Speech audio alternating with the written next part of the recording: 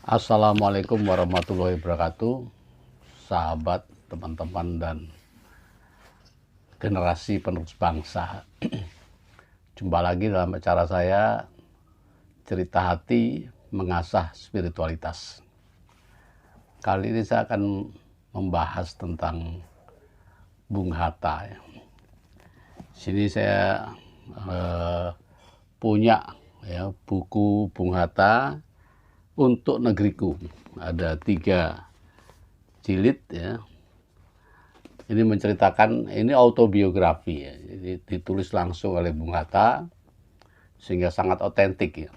Sangat berarti bagi pemahaman kita tentang sejarah yang sebenarnya. Jadi walaupun hanya 3 jilid ini, tapi telah menceritakan secara runtut dan runut ya, sejarah biografi beliau ya, yang beliau tulis sendiri mulai sejak lahir tahun 1902 sampai tahun 1949 ketika beliau akhirnya berhasil mengantarkan mengembalikan seluruh wilayah Indonesia kembali ke pangkuan negara kita, Republik Indonesia. Jadi ada 47 tahun ya perjalanan Bung Hatta yang lengkap cerita-ceritanya. Saya akan mengambil secuplik saja dalam waktu setahun saja pada saat yang sangat krusial bangsa ini ya, yaitu tahun 45 sampai 46. Itu adalah episode yang sangat krusial bagi bangsa Indonesia dalam mempertahankan kemerdekaannya. Jadi kemerdekaan kita ini mungkin berbeda ya dengan kemerdekaan India yang memang diberikan oleh penjajah. Ya sudah nggak ada masalah, sudah diberikan. Tapi Indonesia itu pemerdekaannya diproklamirkan sendiri ya. Dan tidak diterima oleh dunia internasional waktu itu ya, tahun 45 itu, 17 Agustus 45 itu. Nah, ini menimbulkan dinamika yang sangat krusial. Nah, saya melihat Bung Hatta itu ada dalam 1 tahun itu ada 5 langkah krusial yang dilakukan, yang diselesaikan ya. Yang karena ada faktor Bung Hatta lah ya hal ini terjadi. Kalau tidak ada itu, tidak ada langkah-langkah yang dilakukan Bung Hatta, mungkin sejarah kita akan berbeda. Ya. Itu cluenya ya. Jadi yang pertama yang saya akan ceritakan itu adalah fase-fase di menjelang kemerdekaan kita, ya. Di mana ada muncul ke permukaan tentu saja founding fathers yang dilulukan rakyat itu adalah Bung Karno dan Bung Hatta, dan ada satu sosok lagi yaitu Bung Syahrir yang tidak bisa diabaikan karena Bung Syahrir itu menguasai pemuda. Pemuda percaya sekali sama Bung Syahrir. Nah, di fase-fase itu terjadi ketidakharmonisan ya, antara Bung Karno dan Syahrir ya. Sering cekcok mereka, sering beradu argumentasi dan sebagainya. Bung Hatta melihat ini tidak bisa berlarut-larut ya. Ini tokoh bangsanya harus berada dalam satu kesatuan yang kokoh gitu ya. Nah, saya admire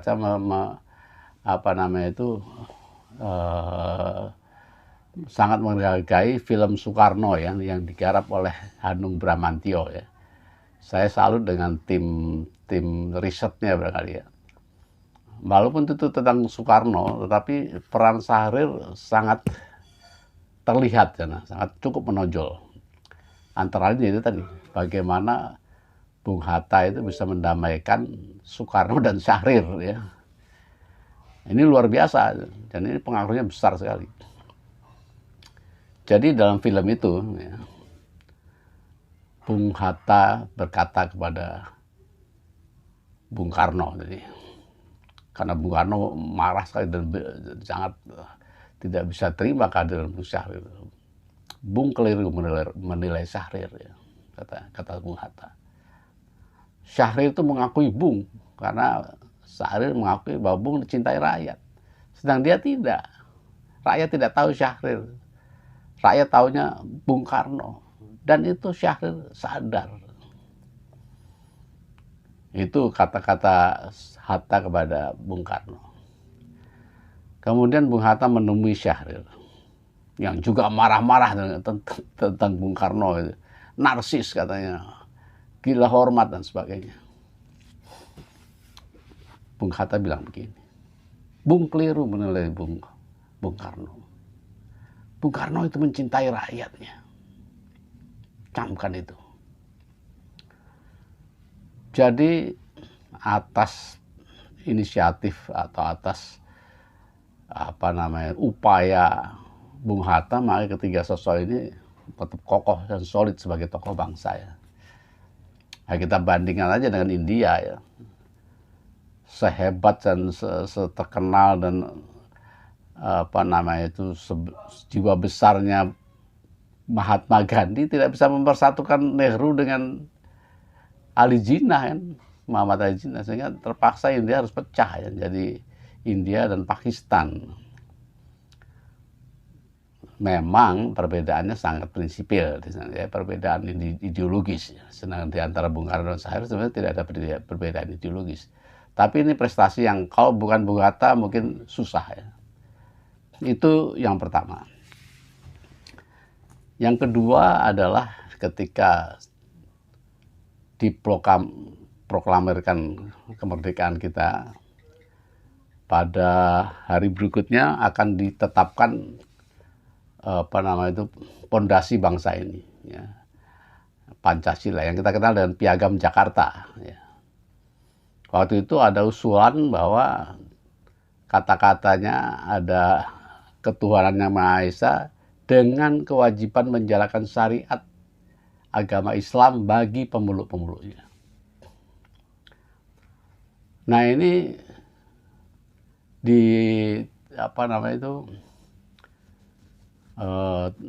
tidak diinginkan oleh sebagian masyarakat Indonesia di bagian timur yang tidak beragama Islam. Ini akan memecah belah ini, ya.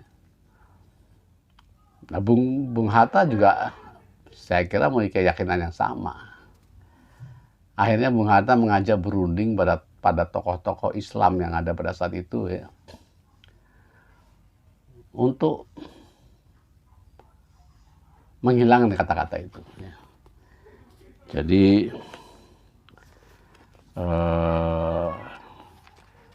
tokoh-tokoh itu adalah ada beberapa, ya, Kaspan Singodimedjo antara lain. Akhirnya mereka setuju semua atas usulan dari Bung Hatta itu. Dan rapatnya cepat saja, hanya 15 menit setuju semua. Dan Bung Hatta melihat ini sebagai kebesaran tokoh-tokoh Islam pada saat itu. Dan kita sekarang menikmati Pancasila kita, ada negara kita lah, bukan negara agama, negara kesatuan Republik Indonesia yang plural, ya, menghargai semua agama. Itu yang kedua, yang krusial juga. Nah, yang ketiga adalah karena pengaruh, paling tidak ada pengaruh Bung Hatta, akhirnya sistem pemerintahan negara ini di tahun 46 dirubah menjadi parlementer, di mana Bung Karno setuju dan mengangkat Bung Syahrir sebagai Perdana Menteri yang pertama. Ini suatu langkah yang sungguh juga strategis dan krusial sekali, ya, karena di waktu itu ada awal-awal kemerdekaan itu kita belum diakui dunia, ya. Dan tokoh yang harus muncul di permukaan adalah tokoh yang berada di bawah tanah sebelumnya, ya, bukan berkolaborasi dan tanda petik dengan pemerintahan Jepang. Jadi ada dua pilihan waktu itu tokohnya itu, kalau nggak Bung Syahrir ya Tan Malaka. Ternyata yang dipilih oleh Soekarno dan Hatta adalah Syahrir. Nah, ini juga langkah strategis sekali, langkah yang sangat krusial dilakukan oleh Bung Hatta ya. Itu yang ketiga. Nah, yang keempat ya, ini mungkin peristiwa ini tidak banyak yang tahu ya. Itu saya baca di sini. Tanggal peristiwa itu dikenal dengan peristiwa 3 Juli ya, 3 Juli tahun 46. Jadi waktu itu di kantor kepresidenan muncul seorang, ada jenderal namanya Sudarsono, menyampaikan surat kepada Bung Karno menyatakan bahwa Pak Sudirman menginginkan kabinet itu diganti, menginginkan Bung Syahrir diganti gitu. Itu anunya, pesannya. Ini tidak bisa diabaikan karena Sudirman itu orang yang bergerilya di hutan ya, yang mempertahankan kemerdekaannya dan punya nama besar, dan ya semua orang takut sama Sudirman ya. Semua orang takut. Sehingga Bung Karno dan Bung Hatta tidak bisa mengabaikan ini. Nah, tapi Bung Hatta melihat waktu itu susah menghubungi Sudirman, ya, dia di hutan. Ya. Mengklarifikasi ini susah. Ya. Kemudian Bung Hatta mencoba menyampaikan, apakah betul ini surat ini dari Sudirman? Benar, kata Sudarsono. Saya bawa 2 orang itu untuk meyakinkan saya. Namanya Pak Sakiman salah satunya saya. Terus yang bisa ditelepon oleh Bung Hatta itu Urip Sumarjo. Ya. Urip Sumarjo itu tokoh militer ya, pahlawan kita juga. Ketika ditanyakan ihwal itu ke Urip Sumarjo bilang nggak mungkin Sudirman buat surat itu, seperti itu kepada presiden, tidak mungkin. Nah, Bung Hatta jadi punya kecurigaan lagi, kecurigaannya mendapat kekuatan kan. Akhirnya Bung Hatta secara diam-diam memanggil orang nama Sakiman itu yang katanya mendukung, yang mengetahui surat tentang dari Sudirman ini. Dipanggil secara diam-diam tanpa pengetahuan Sudarsono, Jenderal Sudarsono. Karena itu katanya ada 2 orang yang ikut dengan saya menyaksikan surat ini. Nah, dipanggil secara diam-diam ke kantornya Bung Hatta, ditanyai, Anda ngapain Anda kesini? Oh, saya diminta menemani Pak Sudarsono, katanya ada hal penting yang akan disampaikan oleh Presiden. Tahu nggak Anda? Bahwa ini ada upaya kudeta. Sudarsono bilang ada perintah dari Sudirman seperti ini. Waduh, saya nggak tahu. Saya nggak tahu hal itu. Ketakutan bagaimana. Kalau gitu kata Bung Hatta, kamu pulang ya, diem-diem. Kamu diem-diem pulang. Akhirnya Bung Hatta yakin ini adalah upaya kudeta, ini bukan dari Sudirman, dan Sudarsono ditangkap. Nah, ini peristiwa yang terjadi dalam buku ini ya. Itu yang keempat. Yang kelima, masih di tahun 46 aja, adalah peristiwa Linggarjati yang kontroversial. Jadi seperti yang saya bilang tadi, kemerdekaan Indonesia itu ibarat di dalam hutan yang banyak, kita di dalam hutan yang banyak serigalanya yang siap memangsa kita, memangsa Indonesia ini. Ya, sekutu Amerika dan sebagai Belanda tidak terima Indonesia merdeka. Nah, posisi yang genting ini dipegang oleh seorang Syahrir saja, seorang Syahrir ya, yang benar-benar tepat ya, dia tahu apa yang diperbuatnya. Syahrir ketika itu terdesak dan Belanda ingin segera menyerang dan menjajah kembali, Syahrir memaksakan untuk mari kita upayakan perundingan. Ya akhirnya Belanda karena terpaksa mau berunding ya, mengutus pimpinannya yaitu Schermerhorn ya, dan dilakukanlah perundingan Linggarjati yang posisi Indonesia sangat lemah. Kita tidak ada negara, belum ada negara yang mendukung kita. Sementara Belanda didukung oleh sekutu, Amerika, Inggris, dan sebagainya. Dalam posisi itu, akhirnya disepakati sebuah kesepakatan yang menurut beberapa orang ya, melemahkan Indonesia karena hanya diakui, Indonesia itu hanya diakui di Jawa saja, dan itu pun de facto. Bunyinya perjanjian itu begitu. Tapi Syahrir berkonsultasi ya dengan Bung Hatta, Bung Karno, bagaimana ini. Ya sudah, ya, kita terima dulu saja. Yang penting jangan ada peperangan ya. Yang penting ya, itu yang paling penting. Jangan sampai ada darah rakyat yang menetes. Itu kira-kira pertimbangan ketiga tokoh. Nah, tapi perundingan itu nanti akan kita bicara khusus ya tentang peran Syahrir ya. Tapi ini kita bagaimana Bung Hatta kemudian, karena Linggarjati itu menjadi kontroversi, banyak yang termasuk Sudirman tidak setuju ya dengan Linggarjati, perjanjian Linggarjati sangat melemahkan Indonesia.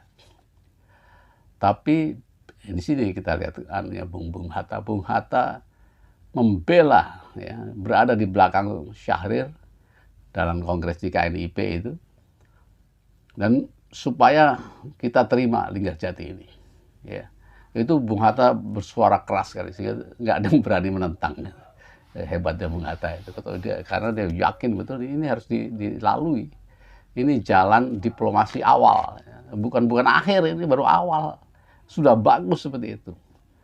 Kita akan lanjutkan lagi proses diplomasi ini untuk selanjutnya, dan ternyata Bung Hatta benar ya. Langkah-langkah berikutnya akhirnya tercapai juga kemerdekaan yang menyeluruh di tahun 49. Jadi itu pengetahuan saja, supaya mudah-mudahan menambah kecintaan kita pada founding fathers kita, sosok-sosok pahlawan kita, dan memahami sebenarnya apa yang terjadi di masa itu. Sekian, terima kasih. Assalamualaikum warahmatullahi wabarakatuh. Sampai jumpa pada episode berikutnya.